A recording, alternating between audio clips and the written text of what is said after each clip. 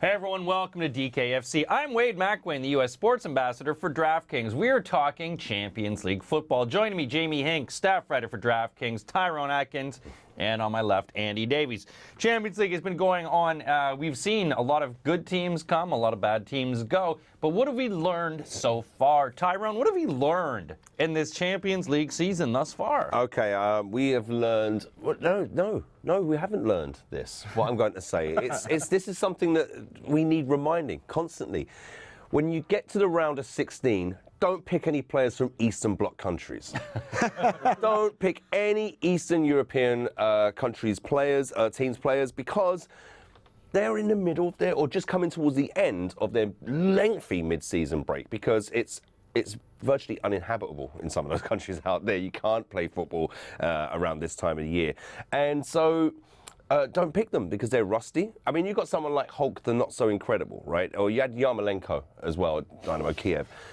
And yeah, no, that's what I was trying. No, it was the Hulk, the not so incredible Hulk. No, yeah, the not so incredible Hulk. He had a flashback to that really amazing pun. No, he didn't actually. Incredible he was trying to pun. stifle a poo. Yes. No, wasn't that bad. No, Birdman. But Hulk is a fantastic player. We all know that. But you can't come off a lengthy break like that and play. I mean, they were playing Benfica. Zenit really should have done better. They got good, well, they got a good manager, AVB. AVB's all right. You know, he wasn't the best for Chelsea. Wasn't the best for Spurs. Palace haven't had him yet. Palace haven't had him yet. He was all right at Porto, I suppose. But We're getting rid of Adebayor, is getting him, isn't it? Yeah. oh, that's it. That'd be great. But yeah, so I would say that's a lesson learned. Is that, you know, it's probably best to avoid players, no matter how talented they are, that play for teams that have this lengthy break. They come back in. What's their first competitive games? You're playing against your Bayern Munichs. You're playing against your Real Madrids. You're playing against your Barcelonas. So that's it. And yeah, I could probably have a little rant about Chelsea here as well, but I'm just going to leave it. Just leave it at Just gonna leave avoid it. Eastern Europe, which unfortunately is my advice for dating. Go to Eastern Europe. Jamie, who do you have? What's your sort of big piece of advice so far in the Champions League we've learned so far? I think especially in the group stages, it's to do quite a lot of research into teams that you might not necessarily pick players from, because you could get from, there was a few Eastern, I liked the Eastern European teams in the group stage, yeah. yes. There'd be teams from like Kazakhstan and Azerbaijan where you could pick up players that scored a lot of points for no money because no one knows who they are. No one else picks them, so you end up finishing higher in the contest you're in.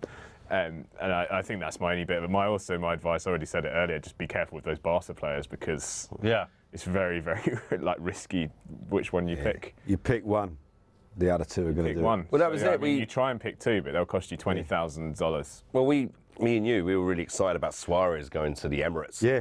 And obviously Nothing. he did I nothing, picked- and I picked him Messi as well. scored. He wasn't. Yeah. Oh, he had you no picked- bite we to all him in picked him. any of the games. No. Yeah. Andy?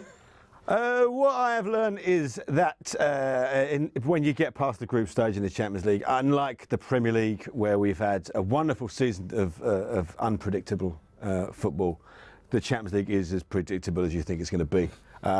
When it gets, I mean, from the start, you know who the last 8 are going to be, but there's not even any upsets along the way. I mean, I thought Ghent might do that. It's the romantic in me, the one that watches Europa League football and can see an upset. You forget that the Champions League is not. They don't like upsets. They don't like any kind of narrative in the Champions League. The Champions League clubs, they watch movies. They want Michael Bay films constantly, day in, day out. They don't want anything exciting. They don't want an exciting narrative. all blockbusters, no All indies. blockbusters, no indies, nothing exciting.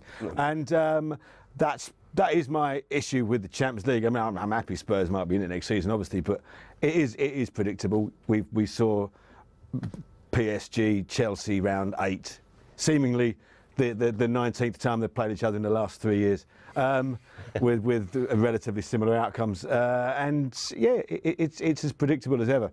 So don't go looking for any hidden gems in the round of the last 8, because you're not going to find them. Who you think is going to win is going to win.